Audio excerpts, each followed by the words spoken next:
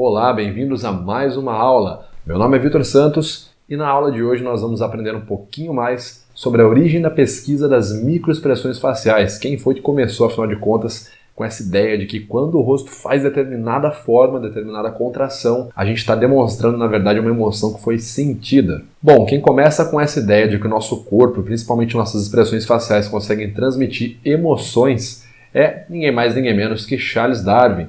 Ele diz isso no livro A Expressão das Emoções nos Homens e nos Animais. Basicamente ele diz que pela observação ali em outros animais, no cachorro, quando alguém vai tentar roubar a comida dele, o cachorro faz o quê?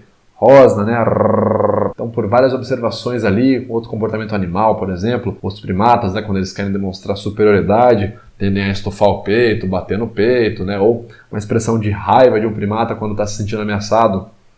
Então Darwin é o primeiro a dizer que por conta dessas observações, talvez, seguindo ali a linha da teoria evolutiva, seja possível de que também os seres humanos demonstrem suas emoções por meio do corpo e por meio da face. Logo na sequência dele, os principais registros são de Guillaume Duchamp, que basicamente foi um neurofisiologista que estudava ali a relação da musculatura facial envolvida no sorriso verdadeiro. Tanto é que o nome sorriso Duchamp, que é o sorriso genuíno, tem esse nome por causa dos estudos de Duchamp, Guillaume Duchamp. Basicamente ele observou que quando uma pessoa ria de uma piada de maneira realmente genuína, ela contraía a musculatura aqui zygomaticus major ou zigomático maior e contraía a região orbicular ao redor dos olhos, formando os famosos pés de galinha. E ali ele conseguiu observar então a diferença na face de quando uma pessoa sentia de fato a emoção de felicidade, ela expressava isso de um jeito no rosto, e quando ela simplesmente sorria de maneira cortês, ela demonstrava aquilo de outra forma. Na sequência nós temos então os dois pesquisadores e psicólogos, Haggard e Isaacs, que fizeram estudos com pacientes de hospitais psiquiátricos, observando ali as entrevistas deles, antes de saírem de alta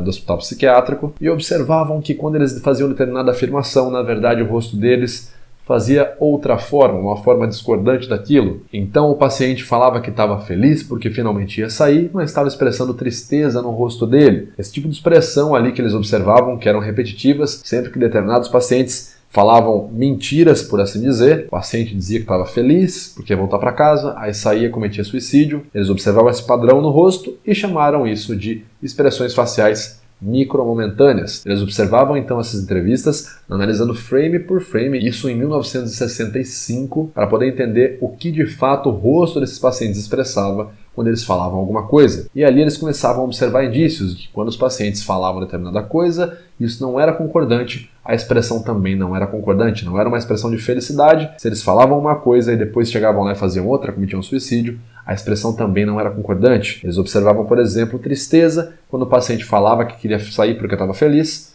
e na sequência cometia suicídio. A gente tem um nome muito importante no ramo das microexpressões faciais que começa com grande destaque ali na década de 60, que é o psicólogo e professor Sylvan Tompkins. O Tompkins foi um dos primeiros pesquisadores a realmente começar a categorizar microexpressões faciais emocionais de maneiras mais complexas. Por exemplo, ele começava a fazer espécies de dicionários faciais. Ele dizia, por exemplo, que a raiva, sempre que a pessoa fazia raiva, ela começava franzindo o senho ou comprimindo os lábios. Quando a pessoa fazia, por exemplo, tristeza, ela elevava apenas a região interior das sobrancelhas e descia o canto dos lábios. Então o Tompkins é o primeiro ali a tentar categorizar de maneira realmente sistemática, criar tipo um dicionário mesmo de expressões faciais emocionais para poder gerar um ensino, um estudo maior nesse campo das expressões. Mas ainda apenas assim de forma individual. Ele não tinha feito uma pesquisa específica a fim de comprovar essa teoria em nível científico de forma acadêmica. E o Tompkins também era psicólogo e professor de psicologia. O Tompkins tem até um fato curioso.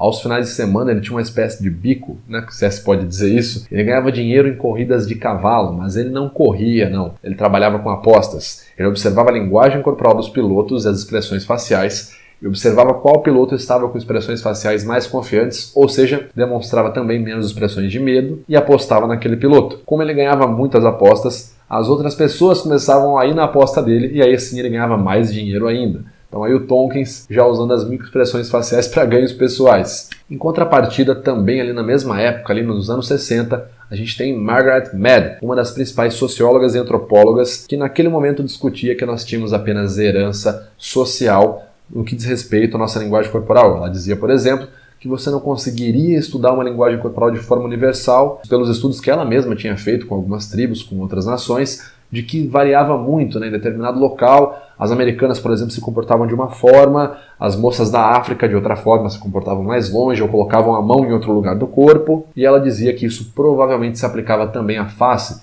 que na verdade a gente foi aprendendo o movimento facial e que não era possível dizer isso de forma universal. E aí nós temos o nosso vovô, que na época era um titio ainda, né? Tava lá, tinha acabado de se formar em psicologia, Paul Ekman. Paul Ekman tinha sido aluno de Margaret Mead e conhecia Sylvan Tompkins. E o Paul Ekman primeiramente queria provar a teoria da Margaret Mead. Ele queria provar que as expressões faciais, na verdade, elas eram uma origem social e que não era possível analisar de forma universal como Tompkins dizia que era possível. Como vocês sabem, Paul Ekman descobre justamente o contrário. Ele começa ali as pesquisas em território americano, certo? Começa levando placas de identificação de fotos estáticas de microexpressões faciais, as expressões que o Tompkins tinha dito, então ele levava fotos, por exemplo, de raiva, medo, felicidade, de todas as 7 emoções, em território nacional para as pessoas identificarem e, ao mesmo tempo, ele identificava os sinais faciais quando as pessoas sentiam determinada emoção. E ele começou a observar que as pessoas sempre acertavam a identificação. Sempre que a pessoa via a foto de raiva, ela julgava aquilo como raiva. Sempre que ela via a foto como medo, ela julgava aquilo como medo. E, em paralelo, sempre que esses entrevistados também emitiam determinada emoção, né, algum estímulo, né, eu tô com raiva, lembrando de tal história, eles contraíam sempre os mesmos músculos. Pessoas dos Estados Unidos, de outros estados, o cara do norte, o cara do sul, do leste, quando eles sentiam raiva, a contração era a mesma, a felicidade também, a musculatura que se contraía era a mesma, e ali o Ekman começou a pensar de maneira diferente. Ele então realiza uma pesquisa em nível internacional, entrevista pessoas de outros países, Brasil, França, Itália, Japão, Rússia, Reino Unido, e ele vai entrevistando essas pessoas, realizando a mesma prática e obtém os mesmos resultados. A mesma musculatura se contrai quando eles sentem determinada emoção, independente do país que eles moram, e eles são capazes de identificar as mesmas emoções, independente de estarem em outro país e vendo rostos de outros países. Ou seja, já dá para entender então que o processo de identificação é intrínseco e que também o processo de expressão é universal. É a mesma musculatura que se contrai, independente do país. Quando ele volta com esse achado ali para Margaret Mead, ela simplesmente diz para ele: meu filho, você está pegando países que já sofreram ocidentalização. Todos esses países já viram um filme de John Wayne, já viram um outdoor, uma propaganda em outdoor, leram num livro como que é um sorriso verdadeiro. Eles aprenderam de maneira social a fazer essas expressões. Ainda vence a teoria social.